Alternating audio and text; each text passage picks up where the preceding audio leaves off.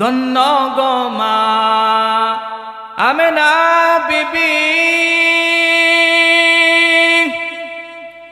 ধন্য আপনার জিন্দেগি, আপনার কুলে তশরিফ আনলেন রহমাতাল লিল আলামিন। আল্লাহুম্মা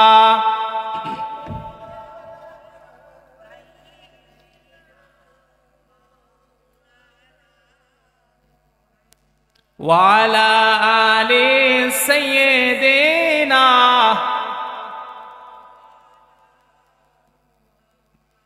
আমরা পাপী গুনাহগার গো, নবীজি আপনার চিনলাম না, সেই কারণে রোজ হাসরে আমাদেরকে বইলেন না। আল্লাহুম্মা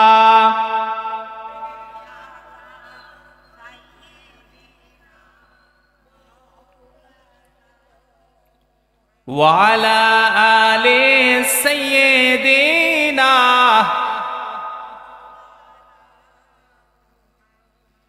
লা ইলাহা ইল্লাল্লাহ, লা ইলাহা মোহাম্মদ, লা ইলাহা আরো জোরে, লা ইলাহা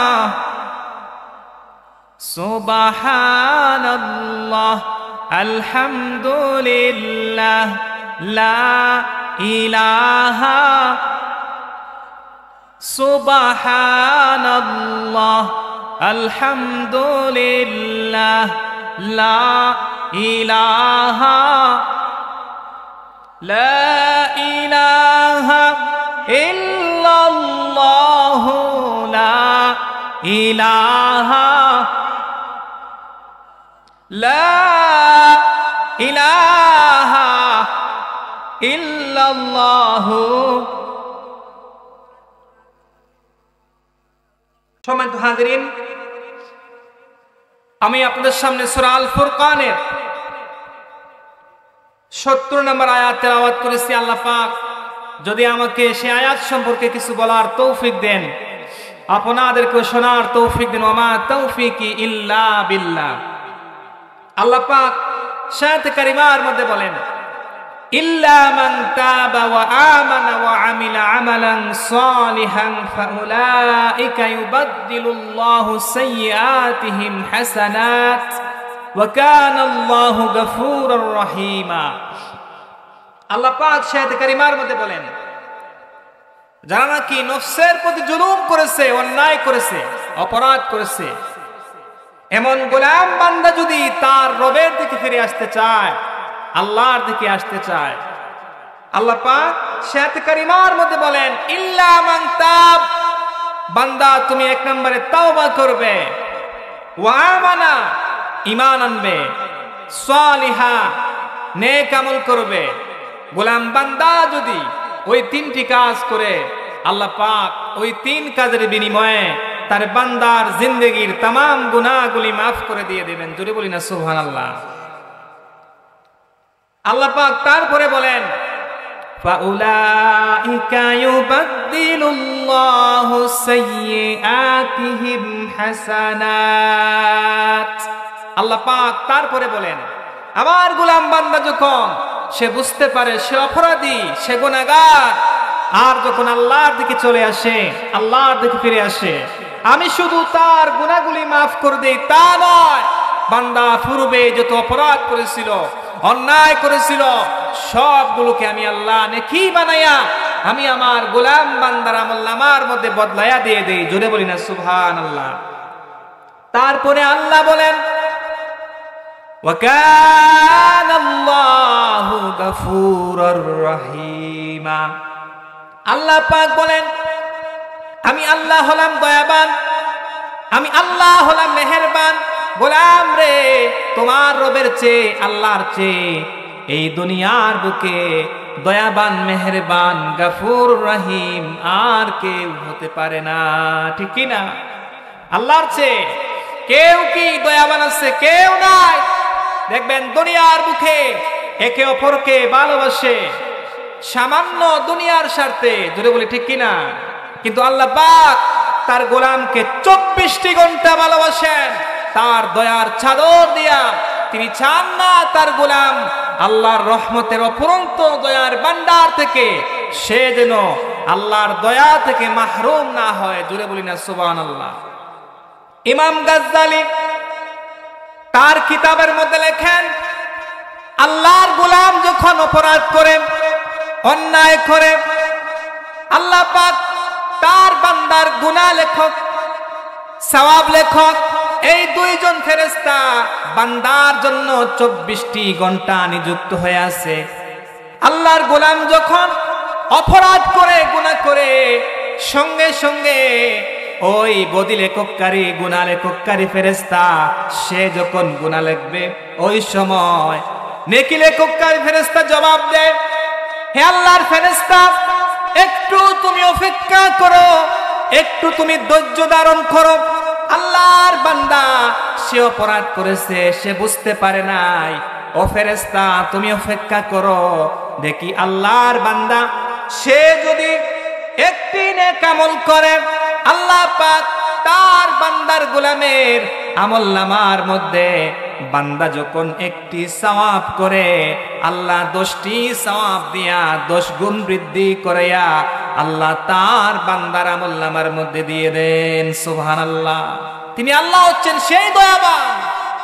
আল্লাহর গোলাম যখন সওয়াব করল, নেকি করল, তখন নেকি লেখককারী ফেরেশতা জবাব দেয়, হে আল্লাহর ফেরেশতা, এই দেখো আল্লাহর গোলাম সে একটি নেকি করেছে, আল্লাহ তার গোলামকে 10টি সওয়াব দিয়েছেন, আর একটি সওয়াবের মাধ্যমে তার গুনাহ তার আমলনামা থেকে একটি ওই যে বান্দা অপরাধ করেছিল ওই অপরাধটা সওয়াবের মাধ্যমে তুমি মুছে দাও। সুবহানাল্লাহ।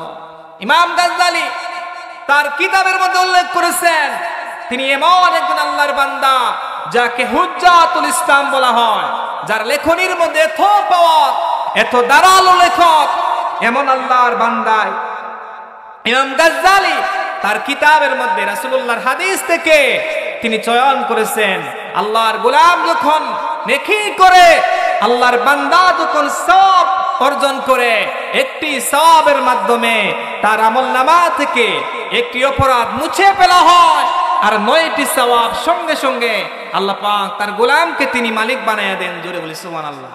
তিনি সেই আল্লাহ হলেন দয়াবান। এজন্য আল্লাহ পাক বলেন, যারা নাকি অন্যায় করেছে, নফসের প্রতি জুলুম করেছে, হে আমার বান্দা ভয় পায় না, হতাশ হয় না, পেরেশান হয় না। তুমি তোমার রবের দিকে যখন চলে আসো, আল্লাহর দিকে যখন চলে আসো, তো আল্লাহর রহমত, আল্লাহর দয়া, আল্লাহর করুণা তোমার প্রতি দৌড়ায়া দৌড়ায়া চলে যায়। আওয়াজ দিয়া বলি না সুবহানাল্লাহ। কেমন করে চলে যায়? আল্লাহর বান্দা যখন আল্লাহর দিকে হেঁটে হেঁটে চলে আসে, আল্লাহর দয়া, আল্লাহর করুণা বান্দার প্রতি দৌড়ায়া দৌড়ায়া চলে যায়। আল্লাহর বান্দা যখন এইভাবে সওয়াব করতে থাকে, আল্লাহর নবী বলেন, আল্লাহর বান্দা যখন হতাশ হইয়া, পেরেশান হইয়া, বান্দা যখন চিন্তাগ্রস্ত হইয়া, আল্লাহর নাম যখন তার হৃদয় থেকে, তার দিল থেকে একটি বার ডাক দেয়, জোরে বলি আল্লাহ, লা ইলাহা ইল্লাল্লাহ, আর জোরে লা ইলাহা, লা ইলাহা ইল্লাল্লাহ মুহাম্মাদুর রাসূলুল্লাহ সাল্লাল্লাহু। সুতরাং আল্লাহর বান্দা যখন তার হৃদয় থেকে, তার দিল থেকে আল্লাহ পাকের নাম একটি বার যখন স্মরণ করে, আল্লাহ বলে ডাক দে, আল্লাহ পাক বলেন, এ আমার গোলাম তুমি যখন একটি আল্লাহ পাকের নাম উচ্চারণ করে আল্লাহ বলে ডাকো, আমি তোমার ডাকের একবার নয় দুইবার নয় 70 বার জবাব দেই। শুধু জবাব দেই তা নয় রে বান্দা, আমি আল্লাহ বলি বান্দা বলো কি চাও, তোমার আল্লাহ হাজির। সুবহানাল্লাহ। আল্লাহ পাক আমার আয়াতে কারিমার মধ্যে বলেন, যারা নাকি অন্যায় করেছে, অপরাধ করেছে, গোলাম রে ভয় পাও না, পেরেশান হয়ো না, তুমি তোমার রবের দিকে চলে আসো। তোমার রবের দয়া, তোমার রবের করুণা, তোমার রবের রহমত 24টি ঘন্টা তোমার জন্য অপেক্ষা করতেছে। যদি রে গোলাম তুমি আল্লাহকে ডাকো, আল্লাহর দিকে তুমি চলে আসো, আল্লাহর দয়া তোমার দিকে চলে আসে। জোরে বলেন সুবহানাল্লাহ। আল্লাহ পাক বলেন, হে আমার গোলাম বান্দা, যারা নাকি দুনিয়া পরিমাণ গুনাহ করেছো, অপরাধ করেছো, এমন গোলাম বান্দা যদি তুমি বুঝতে পারো তুমি গুনাহগার, তুমি বান্দা নাফরমান, এমন গোলাম বান্দাকে আল্লাহ বলেন ভয় পাও না। আল্লাহ পাক বলেন, ইল্লা মান তাবা ওয়া আমানা ওয়া আমিলা আমালান সলিহান ফাউলাইকা ইউবাদদিলুল্লাহু সাইয়্যাতিহিম হাসানাত ওয়া কানা আল্লাহু গফুরুর রহিমা। জোরে বলি না আল্লাহু আকবার। আল্লাহ পাক বলেন, ওগো আমার হাবিব, ওগো আমার রাসূল, আপনি বলে দিন আমার গোলাম বান্দা যদি ইল্লা মান তাবা তাওবা করে, ওয়া আমানা ঈমান আনে, সলিহা নেক আমল করে, আমার গোলাম বান্দা যদি ওই 3টি কাজ পরিপূর্ণভাবে করতে পারে, আমি আল্লাহ কথা দিলাম, ওয়াদা দিলাম, আমি আমার বান্দার জিন্দেগির গুনাহগুলি মুহূর্তের মধ্যে মাফ করে দিয়ে দেব। জোরে বলি না সুবহানাল্লাহ। আল্লাহ পাক তারপরে বলেন, শুধু কি আমার বান্দার গুনাহ মাফ করে দেই তা নয় রে বান্দা, তুমি যখন বুঝতে পারো আল্লাহর দিকে চলে আসো, আমি আল্লাহ শুধু মাফ করে দেই তা নয়, আল্লাহ পাক তারপরে বলেন, ফাউলাইকা ইউবাদদিলুল্লাহু সাইয়্যাতিহিম হাসানাত। আল্লাহ পাক বলেন, আমার গোলাম বান্দা যখন সে তার রবের দিকে চলে আসে, আমার বান্দার জিন্দেগির পূর্বে যত গুনাহ করেছিল, অপরাধ করেছিল, আমি আল্লাহ নেকি বানায়া আমি আমার গোলাম বান্দার আমলনামার মধ্যে বদলায়া দিয়ে দেই। সুবহানাল্লাহ। আল্লাহ পাক এভাবে তার বান্দার প্রতি তিনি দয়া করেন, রহম করেন, যাতে করে লাআল্লাকুম তাত্তাকুন, সে আল্লাহর কাছ থেকে দয়া পায়, রহম পায়, আল্লাহ ওয়ালা বান্দা হয়। সুতরাং এই আয়াতটি যখন নাজিল হয়, নাজিল হওয়ার পূর্বে তার কিন্তু একটি ঘটনা রয়েছে। আমি কি বলবো ঘটনা? রাসূলুল্লাহর সাহাবী, আল্লাহ রাসূল সাল্লাল্লাহু আলাইহি সাল্লামের সাহাবী হযরত আমির হামজা রাদিয়াল্লাহু তাআলা আনহু, জলিলুল কদর সাহাবী, বদরের যুদ্ধে, উহুদের যুদ্ধে তিনি যখন শরীক হলেন, তার তরবারির মাধ্যমে কাফের মুশরিককে তিনি যখন জাহান্নামের মধ্যে ফেলে দিলেন, পৌঁছায় দিলেন, এমন সময় রাসূলুল্লাহর সাহাবী, রাসূলুল্লাহর চাচা হযরত আমির হামজা রাদিয়াল্লাহু তাআলা আনহু, তিনি এক সময় ওয়াশির বল্লমের আঘাত দ্বারা তিনি উহুদের প্রান্তরে শহীদ হয়ে গেলেন, তিনি শাহাদাত বরণ করলেন। রাসূলুল্লাহ সাল্লাল্লাহু আলাইহি ওয়াসাল্লামের দরবারে সেই সংবাদ পৌঁছায় গেল, ওগো আল্লাহর রাসূল, আপনার চাচাকে ওয়াশির বল্লমের আঘাত দ্বারা সে শহীদ করেছে। রাসূলুল্লাহ তিনি যখন সেই সংবাদ শুনলেন, তিনি কষ্ট পেলেন, তিনি বেতায় ব্যথিত হলেন। ওই সময় তিনি বদুয়া দিলেন 7 জন পুরুষকে, 7 জন নারীকে, আর এক রিওয়ায়াতে পাওয়া যায় 10 জন পুরুষকে, 10 জন নারীকে আল্লাহর হাবিব সাল্লাল্লাহু আলাইহি সাল্লাম তিনি বদুয়া দিলেন, তোমরা তাদেরকে যেখানে পাবে, আমার সাহাবীরা, আমার সঙ্গীরা, তোমরা তাদেরকে হত্যা করবে, কতল করবে, দুনিয়া থেকে তাদের কল্লাটা, মস্তককে ছিন্ন করে জাহান্নামে ফেলে দিবে। জোরে বলি আল্লাহু আকবার। রাসূলুল্লাহর দরবারে সংবাদ পৌঁছায় গেল, ওগো আল্লাহর রাসূল, আপনার চাচা আমির হামজাকে ওয়াসির বল্লমের আঘাত দ্বারা জিহাদের প্রান্তরে তিনি শহীদ হয়ে গেছেন। আল্লাহর হাবিব বদুয়া দিলেন, হে আমার সাহাবীরা, হে আমার সঙ্গীরা, ওয়াসিকে তোমরা যেখানে পাবে তাকে তোমরা হত্যা করবে, কতল করবে, কারণ দুনিয়ার জীবদ্দশায় তার টাকার আর কোনো অধিকার নাই। জোরে বলি আল্লাহু আকবার। ওয়াসির কানের মধ্যে সেই সংবাদ পৌঁছা গেল। আল্লাহর হাবিব সাল্লাল্লাহু আলাইহি ওয়াসাল্লাম তার পবিত্র জবান মুবারক থেকে তিনি যা বলেন বলতে দেরি হয়, আল্লাহ রাব্বুল আলামিন ওই দোয়া কবুল করতে তিনি দেরি করেন না। যদি বলি না সুবহানাল্লাহ। রাসূলুল্লাহ সাল্লাল্লাহু আলাইহি ওয়াসাল্লাম জবান মুবারক থেকে তিনি যা দোয়া করেন, মুস্তাজাবাতুন দাওয়া, আল্লাহর হাবিব যা দোয়া করেন, নবীগণ, পয়গম্বর, রাসূলগণ তারা যা দোয়া করেন, আল্লাহ পাক তাদের দোয়া করতে দেরি হয়, আল্লাহ দোয়া কবুল করতে দেরি করেন না। যদি বলি না সুবহানাল্লাহ। ওয়াসিকে এই বদুয়া দেওয়ার পর ওয়াসি বুঝতে পারলেন আল্লাহর হাবিব সাল্লাল্লাহু আলাইহি ওয়াসাল্লাম তিনি যা বলেন আল্লাহ পাক তা কবুল করে নিয়ে নেন। ওয়াসির হৃদয়ের মধ্যে আল্লাহর ভয়, কিয়ামতের ভয়, জাহান্নামের ভয় তাকে বারবার কাঁদায়, বারবার তিনি পেরেশান হয়ে যান। তিনি একটাই চিন্তা করেন, তিনি চিন্তা করেন, আহারে আল্লাহর হাবিব যদি আমাকে। রাসূলুল্লাহ যখন এই বদুয়া দিলেন যে ওয়াসিকে যেখানে পাবে তোমরা তাকে কতল করবে, হত্যা করবে, ওয়াসি যখন শুনতে পেলেন সেই সংবাদ যে আমি তো দুনিয়ার জীবদ্দশায় থাকতে পারবো না, কোন সাহাবী এসে, রাসূলুল্লাহর সঙ্গী সাহাবী এসে যদি আমাকে হত্যা করে, কতল করে, তাহলে তো আমি দুনিয়া থেকে চিরবিদায় হয়ে যাব, কিয়ামতের ময়দানে আমার জন্য জাহান্নাম অবধারিত হয়ে যাবে। জোরে বলি নাউযুবিল্লাহ। হযরত ওয়াসি ঈমান আনার পূর্বে, কালেমা পড়ার পূর্বে তার হৃদয়ের মধ্যে 24টি ঘন্টা আল্লাহর ভয়ে, কিয়ামতের ভয়ে তাকে বারবার কাঁদায়। তিনি একটাই চিন্তা করেন, আহারে আমি যদি আল্লাহর হাবিবের দরবারে যেতে পারতাম, আমি যদি ঈমান আনতে পারতাম, আমার মতো ওয়াসি আল্লাহর তৈরি জান্নাতের মেহমান হয়ে যেতাম। সুবহানাল্লাহ। তিনি চিন্তা করেন, আমি যদি রাসূলুল্লাহ সাল্লাল্লাহু আলাইহি সাল্লামের দরবারে যেতে পারতাম, ঈমান আনতে পারতাম, কালেমা পড়তে পারতাম, হয়তো আল্লাহ পাক আমাকে জান্নাতের মেহমান বানিয়ে দিতেন।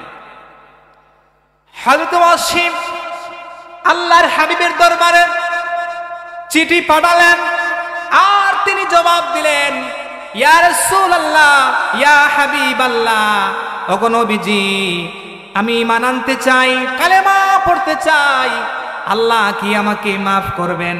আল্লাহ কি আমাকে ক্ষমা করবেন?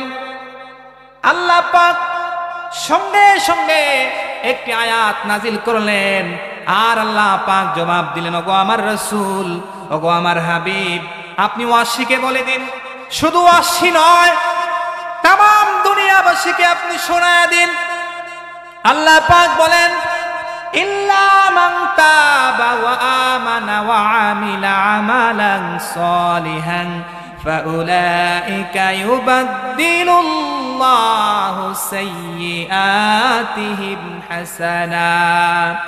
আল্লাহ পাক বলেন, ওগো আমার রাসূল, ওগো আমার হাবিব, আপনি শোনায়া দিন, যারা ঈমান আনতে চায়, কালেমা পড়তে চায়, তারা যদি তাওবা করে, ঈমান আনে, কালেমা পড়ে, আমলে সলে করে, আমি আল্লাহ কথা দিলাম, ওয়াদা দিলাম, এমন বান্দাকে আমি মুহূর্তের মধ্যে মাফ করে দিয়ে দেব। সুবহানাল্লাহ। ওয়াসি সেই আয়াত শোনার পর তিনি বুঝতে পারলেন তিনি অপরাধী, তিনি গুনাহগার। তিনি বুঝতে পারলেন যে রাসূলুল্লাহর কাছে ওহী নাজিল হয়েছে, আল্লাহ পাক জবাব দিয়েছেন, যদি 3 কাজ করে, তাওবা করে, ঈমান আনে আর আমলে সালেহ করে, আল্লাহ পাক ওই গোলামকে তিনি মাফ করবেন। তিনি ওয়াসি বুঝতে পারলেন আমি ওই তিনটি কাজ করতে পারবো না, আল্লাহ বুঝি আমাকে মাফ করে দিবেন না। জোরে বললেন সুবহানাল্লাহ। ওয়াসি জবাব দিলেন, ওগো আল্লাহর রাসূল, আমার মনে হয় না এই তিনটি কাজ পরিপূর্ণভাবে আমি করতে পারবো, আল্লাহ বুঝি আমাকে মাফ করে দিবেন না। তার হৃদয়ের মধ্যে 24টি ঘন্টা একটাই তিনি চিন্তা করেন, আহারে আমি যদি রাসূলুল্লাহর দরবারে যেতে পারতাম, আমার মতো ওয়াসি যদি ঈমান আনতে পারতাম, হয়তো আল্লাহ পাক আমাকে মাফ করে দিয়া আল্লাহর তৈরি জান্নাতের মেহমান বানায়া দিতেন। সুবহানাল্লাহ। তিনি জবাব দিলেন, ইয়া রাসূলুল্লাহ, ইয়া হাবিবাল্লাহ, ওগো নবীজি, আমার মনে হয় না আমার মতো গুনাহগার, আমার মতো অপরাধী এই তিনটি কাজ করতেও পারবো না, আল্লাহ বুঝি আমাকে আর মাফ করে দিবেন না। আল্লাহর নবীর কাছে আবার তিনি চিঠি পাঠালেন আর রাসূলুল্লাহকে জবাব দিলেন, ওগো আল্লাহর রাসূল, আপনি আল্লাহকে বলুন আমার মতো গুনাহগারকে আল্লাহ কি মাফ করে দিবেন না। আল্লাহ পাক সঙ্গে সঙ্গে আরেকটি আয়াত নাজিল করলেন। আল্লাহ পাক তিনি জবাব দিলেন, ইন্নাল্লাহা লা ইয়াগফিরু আন ইউশরাকা বিহি ওয়া ইয়াগফিরু মা দুনা যালিকা লিমান ইয়াশা। একটু জোরে বলি না আল্লাহু আকবার। আল্লাহ পাক জবাব দিলেন, ওগো আমার রাসূল, ওগো আমার হাবিব, আপনি শোনায়া দিন, ইন্নাল্লাহা লা ইয়াগফিরু আন ইউশরাকা, আমি আল্লাহ রাব্বুল আলামিন শিরকের মতো গুনাহ, শিরকের মতো অপরাধ আমি আল্লাহ কখনোই মাফ করে দিব না। আর শিরক ব্যতীত বান্দা যদি হাজার গুনাহ নিয়া, হাজার অপরাধ দিয়া আমার কাছে মাফ চায়, ক্ষমা চায়, আল্লাহ পাক তিনি জবাব দিলেন, বান্দা তার শিরক ব্যতীত হাজার গুনাহ নিয়া আমার কাছে যদি ফিরে আসে, আল্লাহর বান্দাকে আমি যাকে ইচ্ছা তাকে মুহূর্তের মধ্যে আমি আল্লাহ মাফ করে দিয়ে দেব। জোরে বলি সুবহানাল্লাহ। কারণ শিরক এমন একটি অপরাধ, বান্দা যদি সারা জীবন গুনাহ করে, অপরাধ করে, সে যদি নামাজ পড়ে না, রোজা রাখে না, যাকাত দেয় না, কিন্তু বান্দার আমল নামার মধ্যে যদি শিরকের মতো গুনাহ পাওয়া যায় না, আল্লাহ বলেন আমার বান্দা যদি তাওবা করে, তার চোখ বায়া বায়া পানি পড়তে দেরি হয়, আমি আমার গোলামকে মাফ করতে একটু মুহূর্ত দেরি করি না। সুবহানাল্লাহ। কিন্তু বান্দা তুমি যদি শিরকের মতো অপরাধ করো, অন্যায় করো, আর শিরকু যুলমুন আযীম, আমি আল্লাহ শিরকের মতো গুনাহকে কখনোই মাফ করে দেব না। জোরে বলি না নাউযুবিল্লাহ। বান্দা যদি সে সারা জীবন নামাজ পড়লো না, রোজা রাখলো না, এটি মাফ হওয়ার কিন্তু একটি মাধ্যম রয়েছে, কিন্তু আল্লাহ বলেন বান্দারে তুমি যদি শিরক করো, শিরকের মতো অপরাধ, জঘন্য গুনাহ আমি আল্লাহ কখনোই মাফ করে দিব না। জোরে বলি না নাউযুবিল্লাহ। হযরত ওয়াসি তিনি জবাব দিলেন, ইয়া রাসূলুল্লাহ, ওগো আল্লাহর রাসূল, আমার মনে হয় না আমার মতো গুনাহগার, আমার মতো অপরাধী আল্লাহ বুঝি মাফ করে দিবেন না। কারণ আমার জিন্দেগির মধ্যে যত গুনাহ করেছি, অপরাধ করেছি, সবচেয়ে বেশি শিরকের গুনাহ। আল্লাহর হাবিবের কাছে তিনি এইভাবে বারবার চিঠি পাঠান, একটাই তিনি জবাব দেন, ইয়া রাসূলুল্লাহ, আল্লাহর কাছে আপনি বলুন আল্লাহ বুঝি আমাকে আর কখনোই তিনি কি মাফ করে দিবেন না। সুবহানাল্লাহ। বারবার তিনি চিঠি পাঠান, আল্লাহ পাক সঙ্গে সঙ্গে আরেকটি আয়াত নাযিল করলেন। তিনি জবাব দিলেন, ওগো আমার রাসূল, আপনি জবাব দিন। আল্লাহ পাক বলেন, কুল ইয়া ইবাদিয়াল্লাযীনা আসরাফু আলা আনফুসিহিম লা তাকনাতু মির রাহমাতিল্লাহ।